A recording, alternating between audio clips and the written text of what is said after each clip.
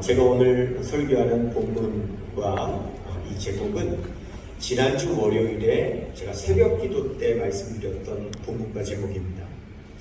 근데 새벽 기도 때 설교를 마치고 성령께서 저에게 주시는 감동이 이 말씀을 우리 모든 성도님들에게 전하라고 하는 그런 감동이 있어서 제가 그때는 짧은 새벽 기도 버전이었다면 오늘 주일 낮 예배 버전으로 증보되어져서 여러분들에게 이 설교를 드린다는 말씀을 먼저 드리고 싶습니다. 우리 한반도에서 대대로 살고 있는 그런 사람들을 향하여서 부르는 여러 가지 명칭이 있죠. 한민족이라고 부르기도 하고, 어쩔 때는 배달의 민족이라고 부르기도 하고, 어쩔 때는 백의의 민족이라고 이렇게 부르기도 합니다. 동일한 사람을 부르는 명칭인데 이렇게 다양한 호칭들이 있다는 거죠. 한민족이라고 하는 것은 무슨 의미인가? 제가 자료를 여러 군데를 찾아봤는데 학자들 사이에서도 한민족의 기원과 그 의미를 아직 발견해내지를 못했다고 합니다. 그렇게 부른다는 건 알지만 그 의미가 뭔지를 아직 못 찾아냈대요. 배달의 민족이라고 하는데 그것은 무슨 뜻인가? 고조선의 시조가 단군 아닙니까? 그래서 그의 이름이 이제 단이죠. 뒤에 이제 붙은 거고요. 그래서 단인데 이 단이 나중에 박달이라고 하는 말로 바뀌었고 또 그 이후에 배달이라는 말로 바뀌었답니다. 그래서 배달의 민족이라고 하는 것은 바로 고조선의 단군으로부터 비롯된 민족이다라고 하는 의미로 배달의 민족이라고 부른다는 거예요. 근데 요즘은 이 배달의 민족이 이상하게 쓰여지고 있죠. 자, 세 번째, 백의민족이라고 하는 것은 예로부터 우리 조상들이 염색이 되지 않은 그냥 무명의 옷을 입고 있었다라고 해서 흰옷을 입은 민족이다. 그래서 백의의 민족이다 이렇게 불렀다고 합니다. 마찬가지로 여러분 성경에 나오는 민족, 이스라엘 민족, 이 이스라엘 민족도 그 같은 사람들을 부르는 그 호칭이 여러 가지가 있습니다. 어쩔 때는 이스라엘 민족이라고 부르기도 하고, 어쩔 때는 유대 민족이라고 부르기도 하고, 어쩔 때는 히브리 민족이라고 이렇게 부르기도 하죠. 그러면 그도 동일한 민족인데 왜 어쩔 때는 이스라엘, 유다, 히브리 이렇게 다르게 부르느냐? 그 이유는 그 민족의 기원을 어디에서부터 찾느냐에 따라서 부르는 호칭이 달라지는 거예요. 첫 번째로 이스라엘 민족이라고 부를 때는 그 기원을 야곱의 세계에서부터 찾는 거죠. 야곱의 하나님께서 지어주신 다른 이름이 이스라엘이라고 하는 이름이거든요. 그래서 창세기 32장 28절 말씀을 보시면은요, 시작. 그가 이르되 내 이름을 다시는 야곱이라 부를 것이 아니요 이스라엘이라 부를 것이니 이는 내가 하나님과 및 사람들과 겨루어 이겼음이라 해서 야곱이라고 하는 사람에게 하나님께서 이스라엘이라고 하는 이름을 붙여주셔서 거기서부터 기인하여 우리는 이스라엘 민족이다 이렇게 부르는 겁니다. 두 번째, 유대 민족이다 이렇게 부르는 것은, 이 유대라고 하는 것은 유다, 야곱의 넷째 아들인 유다에서부터 기원됐다라고 하는 그런 의미를 갖는데요. 여러분 창세기 29장 35절 말씀 한번 보시면 시작. 그가 또 임신하여 아들을 낳고 이르되 내가 이제는 여호와를 찬송하리로다 하고 이로 말미암아 그가 그의 이름을 유다라 하였고 그의 출산이 멈추었더라 그랬습니다. 여러분 야곱에게는 12아들이 있죠. 이 12아들이 이후에 12지파가 됩니다. 그런데 이스라엘이 이 12지파 가운데 다윗이 어디에서 나왔냐면 유다지파에서 나왔습니다. 그래서 다윗의 혈통으로 인하여서 이제 왕위가 계승이 되는데 솔로몬 이후에 이스라엘이 남북으로 분열이 되죠. 그래서 북이스라엘의 10지파, 남유다의 2지파로 나누어지는데 이 남유다의 유다지파가 속하고 북이스라엘의 10지파가 속하게 되는데 나중에 이 외세에 의해서 북이스라엘은 아수르에 의해서 멸망을 당하고 남유다는 바벨론에 의해서 멸망을 당합니다. 그런데 이 북이스라엘을 점령한 아수르는 혼혈 정책을 펼쳐가지고 자기가 점령한 나라의 백성들을 다 섞어버립니다. 그래서 혼잡하게 결혼을 시켜가지고 혼혈을 만들어버립니다. 그래서 이스라엘에서 북이스라엘 속했던 10지파는요, 그 혈통이 다 사라집니다. 혼혈이 되어버렸기 때문에. 그런데 남유다의 이 유다지파 같은 경우는 바벨론이 혼혈 정책을 쓰지 않았기 때문에 그들이 바벨론의 포로로 사로잡혀갔다 다시 돌아올 때까지 자기 유다 혈통을 유지를 합니다. 그래서 이스라엘에게 있어서는 12지파가 있었지만 그 혈통을 유지하고 있는 지파는 유다지파밖에 없습니다. 그래서 자기를 유다인이다, 유대인이다 이렇게 부르게 된 겁니다. 세 번째, 히브리 민족이다 이렇게 부르는 이유는 바로 그 기원을 아브라함에게서부터 찾을 때에 히브리 민족이다 이렇게 부르게 되는데요. 오늘 우리가 읽은 본문 말씀 창세기 14장 13절 말씀을 보시면은요, 같이요. 도망한 자가 와서 히브리 사람 아브라함에게 알리니 그때에 아브라함이 아모리 족속 마므레의 상수리 숲을 근처에 거주하였더라. 마므레는 에스골의 형제요 또 아넬의 형제라. 이들은 아브라함과 동맹한 사람이더라 라고 하는 이 말씀에 보면 히브리 사람 아브라함 이렇게 나옵니다. 여기에서 최초로 히브리 사람이라고 하는 말이 나오는데 히브리 사람 아브라함이라고 하는 이 말씀에 기인하여서 유대인들이 자기들은 아브라함에서부터 비롯된 민족이라 그래서 히브리 민족이다 이렇게 호칭을 하게 된 겁니다. 근데 여러분, 이 히브리라고 하는 말은 지명도 아니고 사람 이름도 아닙니다. 히브리 사람 아브라함 할 때에 이 히브리라고 하는 말은 무슨 뜻이냐면, 히브리라는 말은 강을 건넌다 라고 하는 뜻을 가지고 있습니다. 한번 따라해 볼까요? 강을 건너다. 이 강을 건너다라는 말입니다. 그러니까 히브리 사람이라는 말은 강을 건넌 사람이라는 말이죠.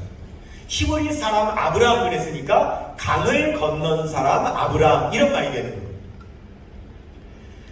여러분, 아브라함은 본래 가나안 사람이 아니죠. 원래는 어디 사람이냐면 갈대아 우르라고 하는 곳에 살던 사람입니다. 갈대아 우르는 지금으로 말하면 중동의 이라크쯤 됩니다. 이라크. 네, 그쯤에서 그 옛날에 살던 사람이 아브라함이었습니다. 그런데 어느 날 하나님께서 그 아브라함을 갑자기 부르셨죠? 본토 친척 아비집을 떠나 내가 내게 지시할 땅으로 가라고 부르셨어요. 창세기 12장 1절 말씀 보시면 시작. 여호와께서 아브라함에게 이르시되 너는 너의 고향과 친척과 아버지 집을 떠나 내가 내게 보여줄 땅으로 가라 이렇게 부르셨어요. 그러니까 아브라함이 본래 살던 고향 친척 아비집이 어디냐? 갈대아 우르. 그리고 하나님께서 보여주셔서 가게 하신 땅이 어디냐? 가나안 땅, 지금의 이스라엘 이렇게 되는 겁니다. 그래서 하나님의 부름을 받고 아브라함이 갈대아 우르를 떠나서 가나안 땅으로 올 때에 중간에 큰 강이 있어요. 이 강이 어떤 강이냐면 유프라테스 강이라고 하는 강이에요. 이 강이 얼마나 큰 강이냐면 그 길이가 2680km. 세계 4대 강 중에 하나인 그런 고대 4대 문명의 발상지로 여겨지는 바로 그 어마어마한 강을 건너야 갈대아 우르에서 가나안 땅으로 올 수가 있는 거예요. 그래서 아브라함이 가나안에 와서 살아갈 때에 가나안 사람들 입장에서 보면 아브라함이 특이한 사람인 거죠. 왜? 고대 최고의 문명지였던 갈대아의 우르에 살다가 이런 낙후된 먼 나라인 가나안까지 온 것도 희한하고 거기를 건너오려면 유프라테스 강을 건너와야 되는데 그 어마어마한 강을 건너왔다고 하는 것도 신기한 겁니다. 그래서 이 가나안 사람들이 아브라함을 부를 때에 뭐라고 불렀냐면 히브리 사람, 바꿔 말하면 뭐예요? 강을 건너온 사람 아브라함 이렇게 그 당시의 사람들이 불렀던 거죠. 여러분, 오늘 이제 본문에 보면 아브라함이 가나안 땅에 한참 정착해서 살고 있을 때 가나안 땅에 살고 있는데 그때 아브라함이 갈대 우르에서 나올 때 혼자 나온 것이 아니라 조카 롯을 데리고 나왔단 말입니다. 그래서 같이 나온 조카 롯이 어디에 살고 있었냐면 오늘 본문 이때에 소돔에 살고 있었어요. 그 조카 롯이 소돔에 살고 있을 때인데 하루는 그 지역에 여러 부족 국가들이 많이 있는데 이 부족 국가들이 서로 편을 갈라가지고는 두 편을 갈라가지고 서로 전쟁이 붙게 됐어요. 전쟁을 하게 된 거예요. 여러분 창세기 14장 1절 2절 볼게요. 같이요. 시작. 당시에 신할왕 아므라벨과 엘라살왕 아리옥과 엘람왕 그돌라오멜과 고임왕 디단이 소돔왕 베라와 고모라왕 비르사와 아드마왕 시납과 스보이왕 세메벨과 벨라고 수알왕과 싸우니라. 그러니까 여러 나라 왕들이 연합을 하고 또 여러 나라 왕들이 연합을 해서 이 부족 국가 간에 전쟁이 벌어진 거예요. 이 전쟁이 벌어졌는데 롯이 살고 있는 것이 소돔 왕국이었는데 이 소돔 왕국의 반대편에 있던 연합군이 이 소돔을 쳐들어와서는 점령을 해버리고 모든 것을 다 약탈해 가는데 사람들도 포로로 사로잡고 갈 때 롯의 가족도 포로로 지금 끌려가게 된 거예요. 자, 우리 11절 12절 봅니다. 시작. 네 왕이 있어요. 4명의 왕입니다. 4나라의 연합군입니다. 소돔과 고모라의 모든 재물과 양식을 빼앗아가고 소돔에 거주하는 아브라함의 조카 롯도 사로잡고 그 재물까지 노략하여 갔더라. 그래서 이 아브라함의 조카 롯이 지금 사로잡혀서 끌려가고 있는데 그 끌려가던 사람들 중에 한 사람이 도망쳐 나온 거예요. 이 도망쳐 나와가지고 누구한테 왔느냐? 아브라함에게 온 거예요. 그래 아브라함에게 당신의 조카 롯이 지금 포로로 끌려가고 있습니다라고 일러준 거예요. 자, 그랬더니 자 그렇게 일러줬다는 게 이제 오늘 본문의 시작입니다. 13절 보겠습니다. 시작. 도망한 자가 와서, 이 말씀이 이해되시죠? 도망한 자가 왔다는 말 계속 봅니다. 히브리 사람 아브라함에게 알리니 그때의 아브라함이 아모리 족속 마므레의 상수리 숲을 근처에 거주하였더라. 마므레는 에스골의 형제요 또 아넬의 형제라. 이들은 아브라함과 동맹한 사람이더라. 그랬습니다. 여기에서 이제 처음으로 등장하는 말이 뭐냐면 히브리 사람 아브라함이라는 말이 처음으로 나옵니다.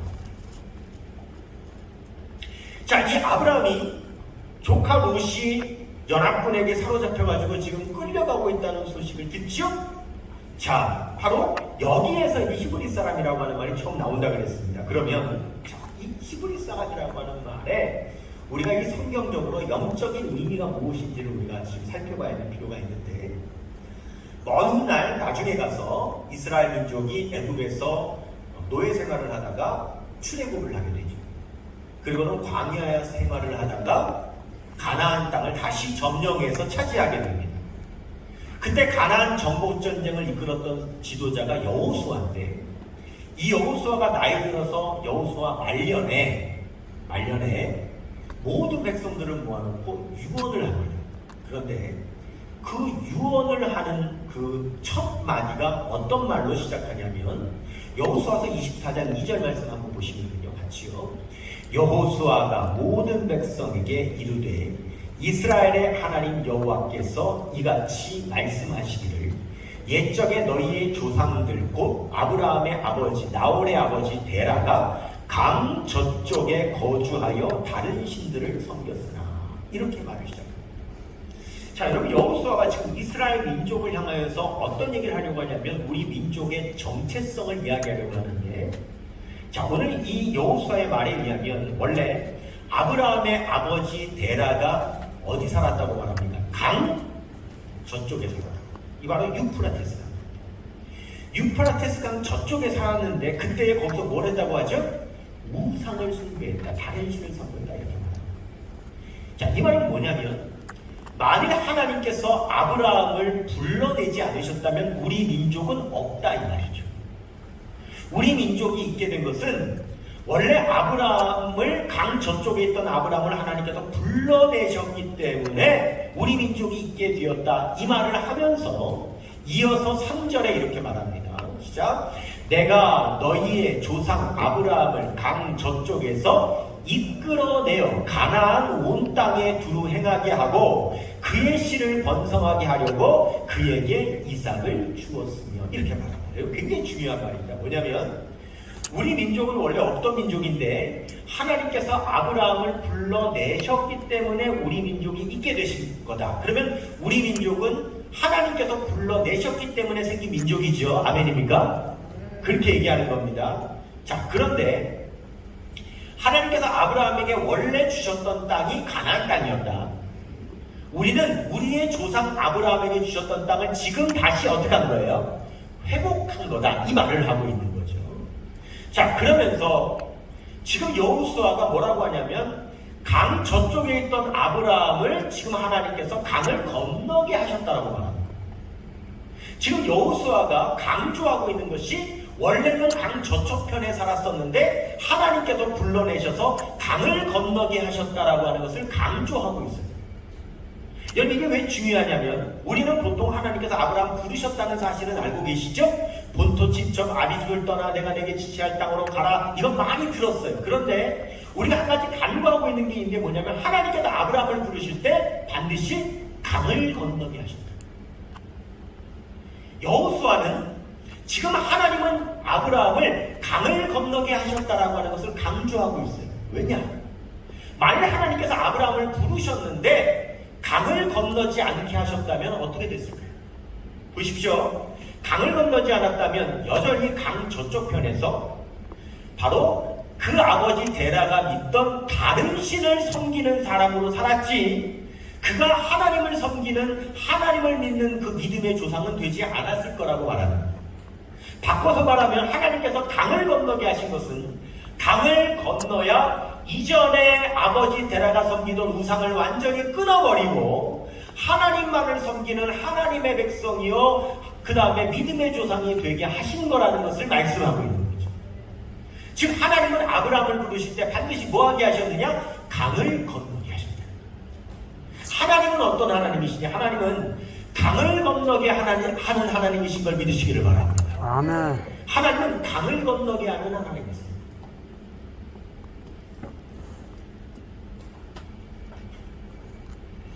여러분 보십시오. 강을 건너야 역사가 일어나요. 아브라함이 유프라테스 강을 건넜기 때문에 믿음의 조상이 된 것이고, 모세가 홍해를 건넜기 때문에 이스라엘 민족이 자유인이 된 것이고, 여호수아가 요단강을 건넜기 때문에 가나안 땅을 차지할 수가 있었던 거예요. 여러분, 위대한 역사는 다 강을 건널 때 일어나게 됩니다. 여러분, 강을 건너는 것은 쉬운 일이 아닙니다. 왜냐하면 사람은 안주하려고 하는 성향이 있기 때문에 강을 건너는 위험을 무릅쓰려고 잘 하지를 않아요. 그러나 강을 건너지 않으면 아무런 변화도 일어나지 않기 때문에 하나님께서는 반드시 하나님의 백성을 삼으시고 하나님의 백성들의 삶에 역사가 일어나게 하시려고 하나님은 반드시 강을 건너게 하신다는 거예요. 영어 속담에 change makes chance라고 하는 말이 있죠. change, 변화는 makes, 만든다. chance, 기회를. 뭐예요? 변화는 기회를 만든다. 여러분, 우리의 삶에 기회가 생기려면 변화가 일어나야 돼요. 뭔가 변화가 일어나야 기회가 생기는데, 여러분, 여기 change라고 하는 말과 chance라고 하는 말은 바로 G와 C 스펠링 하나 차이입니다. 하지만 변화를 통해서 기회를 만들려면 강을 건너야 되는 엄청난 노력이 필요합니다. 엄청난 일이 필요한 거죠. 엄청난 도전이 필요한 겁니다. 여러분, 사실 이 당시에, 오늘 본문 말씀 당시에 가나안 사람들이 아브라함을 부를 때 가나안 사람, 히브리 사람 이렇게 불렀어요. 히브리 사람 아브라함 이렇게 불렀다. 그러면 이 말은 단순하게 다른 동네 살다가 멀리 이주해 온 사람이다, 토박이가 아니다, 이런 의미로 불렀느냐? 그렇지 않습니다. 왜냐하면 여러분 보세요. 아브라함이 지금 가나안 땅에 온 게 아니라 이미 가나안 땅에 온 지 오래됐어요. 그러면 벌써부터 아브라함을 부를 때 히브리 사람, 강 건너온 사람이라고 불렀다는 거예요. 그런데 그전에는 이 말씀이 나오지 않다가 왜 하필 오늘 본문 말씀에 와서 아브라함을 가지고 가리켜서 히브리 사람 아브라함이라고 성경은 말씀하고 있느냐라고 하는 겁니다. 여러분 오늘 본문 말씀의 내용에 보면 이제 도망자가 와가지고 아브라함에게 당신 조카 롯이 연합군에게 사로잡혀 갔다라고 일러줍니다. 그때에 아브라함이 자기가 어렸을 때부터 길러낸 자기의 사병이 318명이 있는데 그 318명의 자기 사병을 데리고 롯을 구하기 위해서 지금 추격을 시작합니다. 여러분 본문 말씀 14절 보시면요. 시작. 아브라함이 그의 조카가 사로잡혔음을 듣고 집에서 길리고 훈련된 자 318명을 거느리고 단까지 쫓아가서 그랬습니다. 여러분 여기 아브라함이 데리고 간 군사 318명이 많은 숫자일까요? 적은 숫자일까요? 자, 여러분 보세요. 여기서 많다 적다라고 하는 것은 절대적인 숫자가 아니라 상대적인 거죠.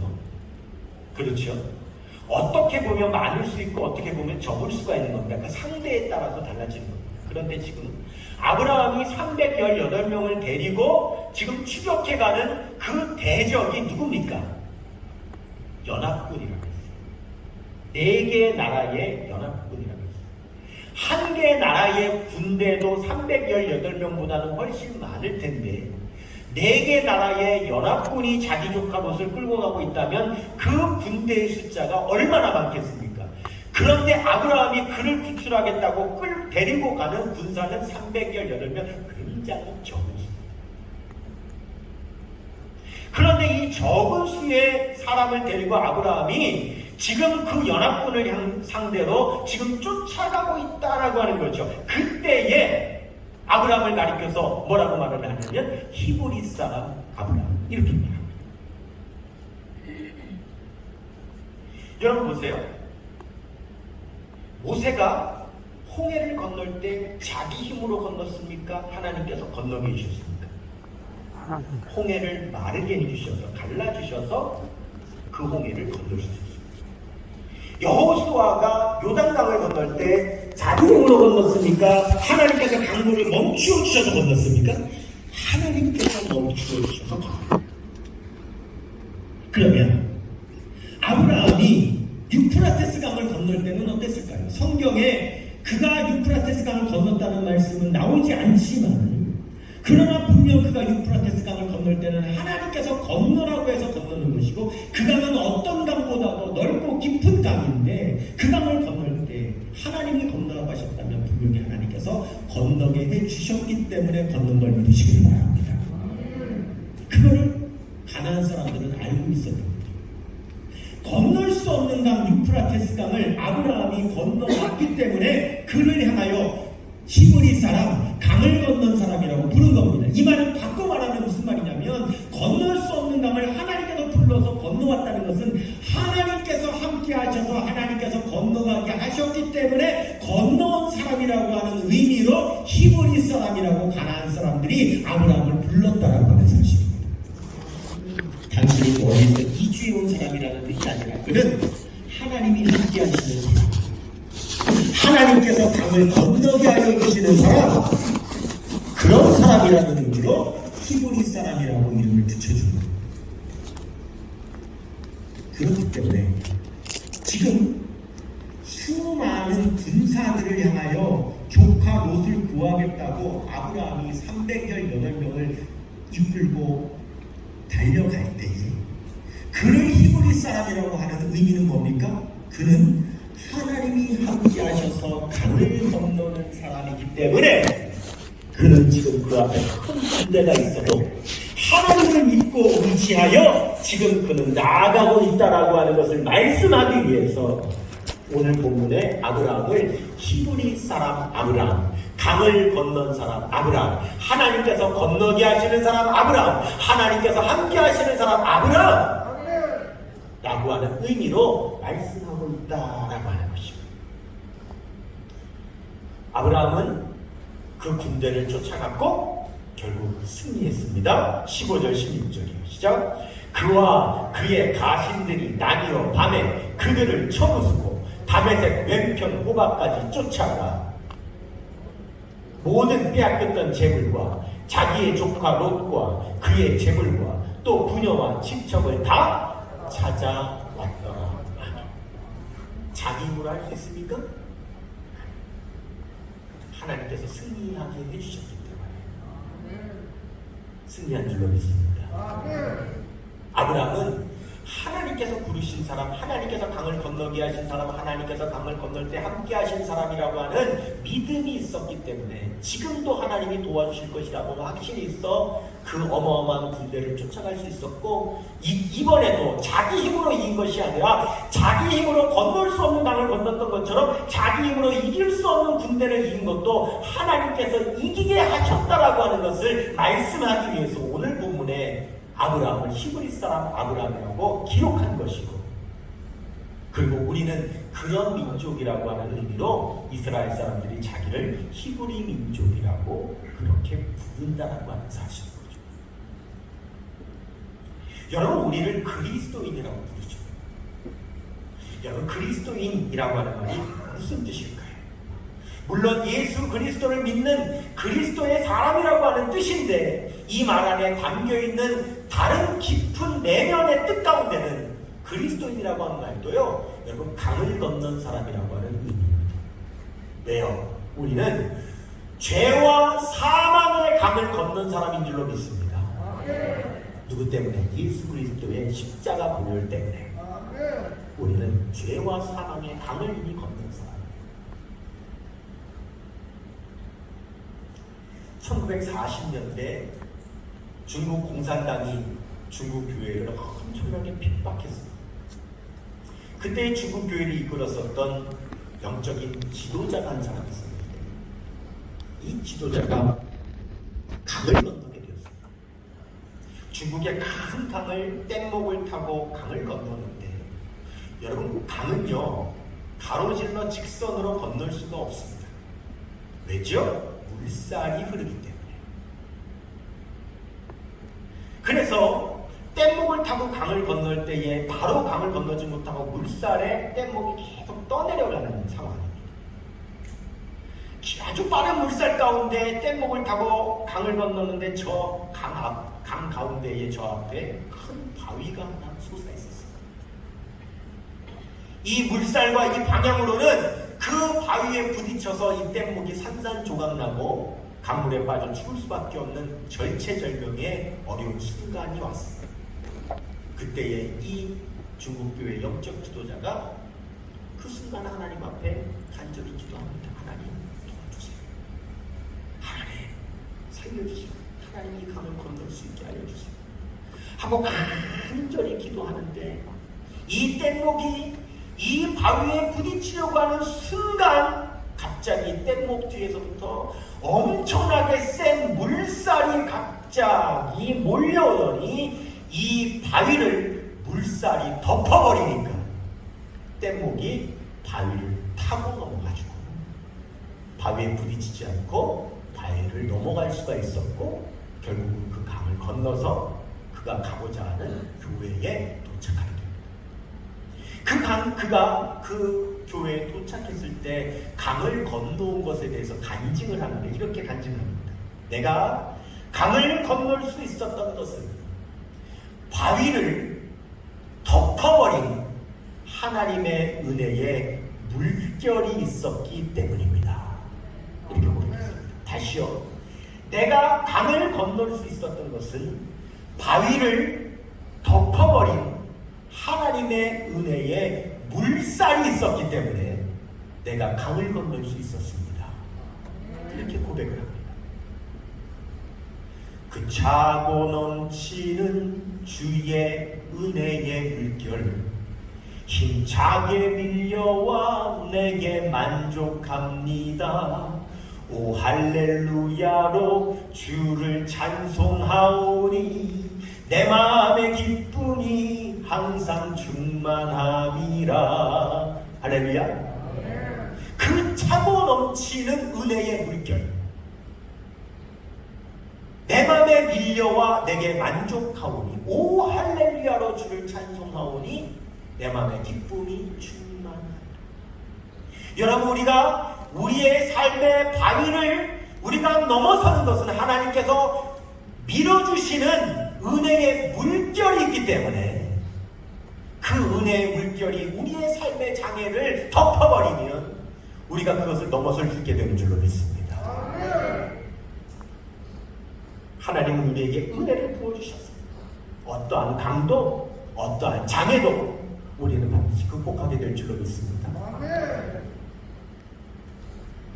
제가 처음 이제 개척교회 목회를 22년 전에 강원도 동해시에서 시작할 때 정말 어려운 교회, 특별히 교회가 안고 있는 교인은 없고 1억 4천만 원의 빚과 IMF 시절이었기 때문에 IMF의 16%의 그 이자를 갚지를 못해가지고 정말 물질적으로 교회가 너무너무 어려울 때 방법이 없더라. 그 강을 건널 수 있는 방법이 없을 때였습니다.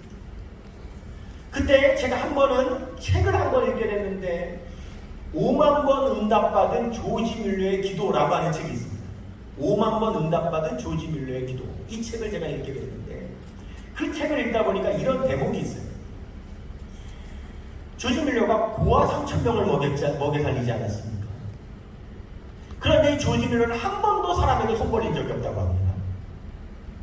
다 하나님께 기도해서 하나님께서 때마다 일마다 하나님께서 보내주시고 먹여주시는 하나님의 기적과 역사로 고아 3,000명을 한 번도 굶기지 않고 먹인 사람이 조지 뮬러입니다.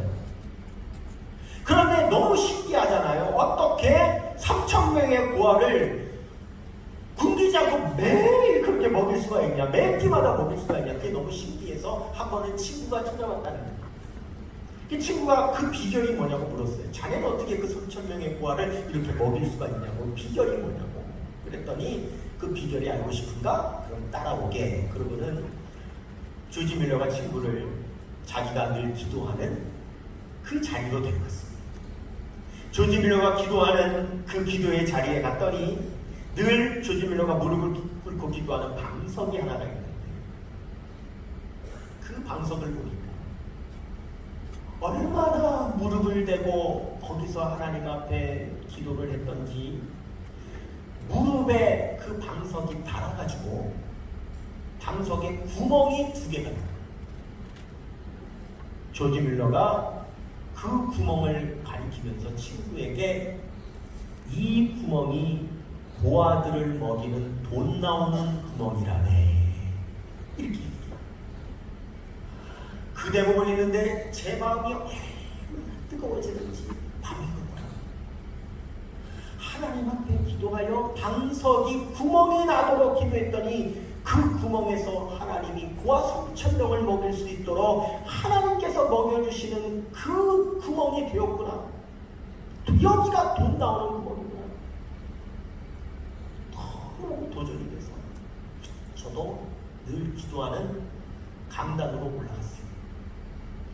저도 강단에 무릎 꿇고 기도하는 저의 방석이 있는데 나도 이 방석에 구멍을 내가지고 이 방석 구멍에서 돈이 나오게 해야 되겠다고 기도할 때마다 어제까지는 그냥 기도했는데 오늘부터 기도할 때 조금 자세가 달라졌는데 방석에다가 무릎을 딱 꿇고 일부러 막 비비면서 구멍을 나게 하고 하나님 해결하여 주시옵소서. 그래서 기도할 때마다 방석에 막 무릎을 비비면서 기도하는데 이 방석은 도대체 담임 목사 기도 방석이라고 어떤 성도님이 해놓으셨는지 하여간 그 당시에 제일 비싼 고급 자수 방석으로 갖다 놔가지고 아무리 원치면 구멍을 어려면 제가 사진을 찍어놨습니다. 끝까지 구멍이 안 나요. 멀쩡. 그런데요, 희한하죠. 방석에 구멍은 안 났는데 불과 3년이 지나지 않아 순수하게 성도님들이 하나님 앞에 드린 헌금으로 말미암아 그 1억 4천만의 빚을 다 갚아버리고 그 가난한 어렵던 개척교회가 붕괴. 교회 마당이 없었는데 그 앞에 있는 땅을 구입해가지고 교회 마당까지도 사게 되는 역사가 3년 안에 이루어지는 기적의 역사가 있는 겁니다. 보시면 이게 그 예배당이고 바로 저 빨간 줄 쳐놓은 곳이 원래 교회 땅이 아니었는데 3년 만에 분탕이 된 기도했더니 방석에 구멍은 뚫리지 않았지만 기도했더니 어느샌가 여러분 강물을 건넌 걸 믿으시길 바랍니다. 아멘. 한 번은 제가 아주 존경하는 원로 목사님이 계시는데 이분이 저한테 그러는 거예요. 권 목사, 교회가 부흥하는 비결을 알려줄게. 이 강단이 기도의 물로 다 젖으면 그때 교회 부흥이 일어난다. 강단이 기도의 눈물로 다 젖으면 그때 교회 부흥이 일어난다는 거예요. 그렇구나. 또 마음이 뜨거워졌어요.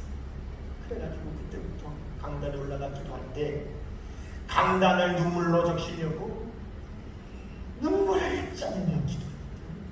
아무리 기도해도 눈물이 안 나와. 어쩌다가 눈물이 나오면 눈물이 땅바닥으로 떨어져야 되는데 그것이 아니라 눈물이 얼굴을 타고 내려 여기쯤 하다가 말라버리는 한 방울도 안 떨어져. 아니 한 방울도 기도의 눈물이 강단에 안 떨어지는데 이 강단에는 어떻게 기도의 눈물로 가족실 수가 있는가? 이거 불가능하구나. 어떻게 하면 좋겠는가? 그러고 있는데 한번 성도님이 찾아왔는데 남자 집사님인데 자기가 파산하게 생겼다니까. 어떤 나쁜 사람의 농간에 의해서 일주일이면 자기가 다 파산하게 되어 있는데 방법은 하나님께서 도와주시는 것밖에 없다는 거예요. 너무 교회에 충성하는 귀한 집사님이라 저도 너무 안타까워가지고 작정하여 기도하자고 일주일이면 망하게 되는데 이 남은 일주일 동안 우리가 매일 밤 철야 기도하자고. 그래서 그 집사님과 제가 밤에 강단에 올라가서 둘이 손을 잡고 기도하는데 여러분 아무리 주의 정도 간절하지만 제가 그분보다 간절하겠어요? 안 그렇겠습니까? 그분은 절체절명의 위기 아닙니까? 저하고 강단에 앉아서 무릎 꿇고 기도하는데 그분의 기도의 눈물은 바닥에 떨어지고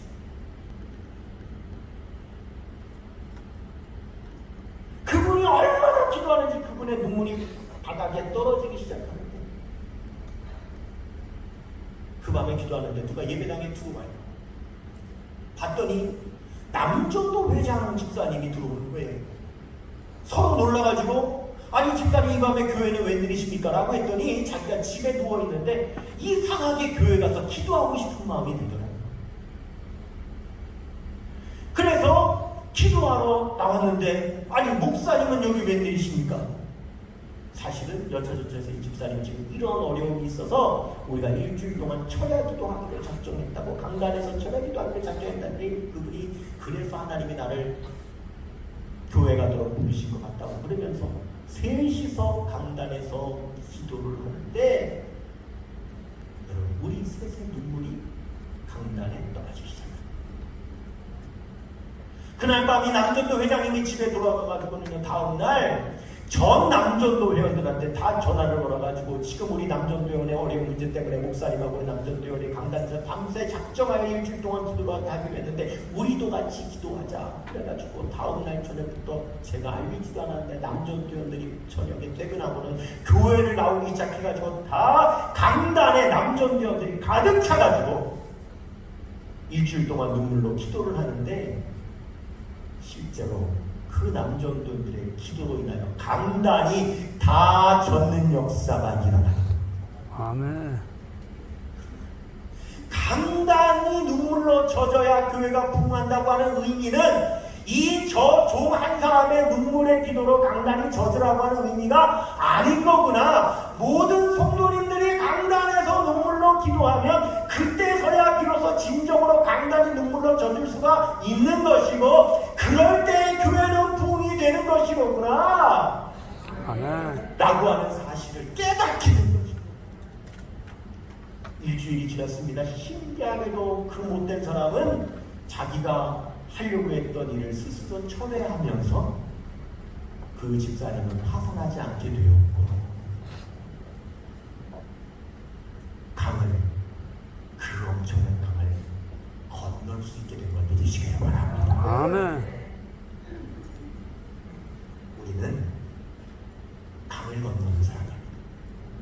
인생을 살다 보면 인생에는 수없이 많은 어려운 강들을 만나게 됩니다. 그 강을 만날 때마다 혼자는 건널 수 없지만, 혼자는 두려워 머뭇거릴 수밖에 없지만, 빠져 죽을 것 같지만 우리 하나님께서 함께 하시면 유프라테스 강도 건너고 홍해도 건너고 요단강도 건넌 것처럼 오늘 우리에게 놓여져 있는 그 고난과 그 장애의 강도 분명히 건널 줄로 믿습니다. 아멘. 그래야 사람들이 우리를 부를 때에 하나님께서 강을 건너게 하신 사람이라고 부르는 그 역사가 일어나게 되시기를 주님의 이름으로 축원합니다. 아멘. 모두 다 같이 자리에서 일어나셨습니다. 이 시간 오늘 말씀을 생각하며 우리도 강을